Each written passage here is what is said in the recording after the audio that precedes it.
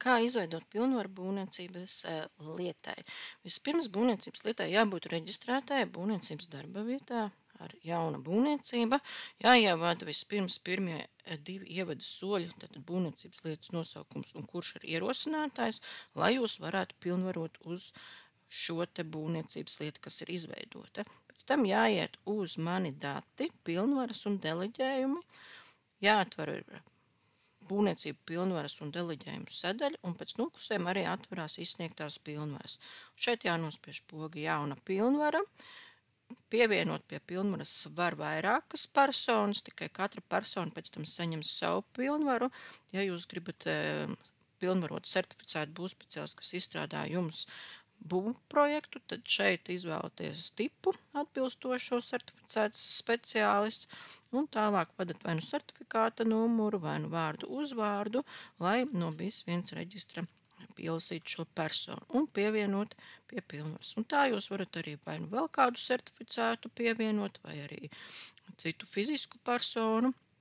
Tagad tad jāizpilda ar personas kods un vārds un uzvārds un precīzi, jo pārbauda tos datus pret iedzīvotāju reģistru, bet šādā veidā pievienot personas. Tālāk derīguma termiņš obligāti jāizpilda, tad vai nu beztermiņa, vai datums, vai stadija. Par stadiju jāņem vērā, ja norādīsiet stadijas, tad darbosies tikai uz tām stadijām, kuras jūs atzīmēsiet, tāpēc ar to jābūt uzmanīgiem. Zemī burtiņa arī ir pateikts, ko stadija, ka ierobežo tikai uz konkrēto stadiju. Nākamā ir jānorāda šīs te būvniecības lietas. Ja bez būvniecības lietām būs, tad jāieliek, ka jūs attiecināt uz visām būvniecības lietām, ķeksītes, bet ja uz konkrētu būvniecības lietu, tad rakstam šeit būvniecības lietas numuru vai nosaukumu un varat arī uzreiz pievienot vairākas būvniecības lietas, ja jums tādas jau ir izveidotas un nepieciešams uz vairākām pilnvarot. Un nākamais ir noteikti jāizpilda vai jānorāda šīs te tiesības.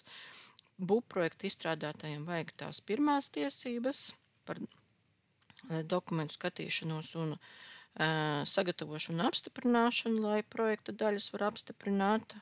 Un ieliekat varbūt arī, kad drīkst pārpilnvarot, lai kādu citu būvspeciālistu var piesaistīt.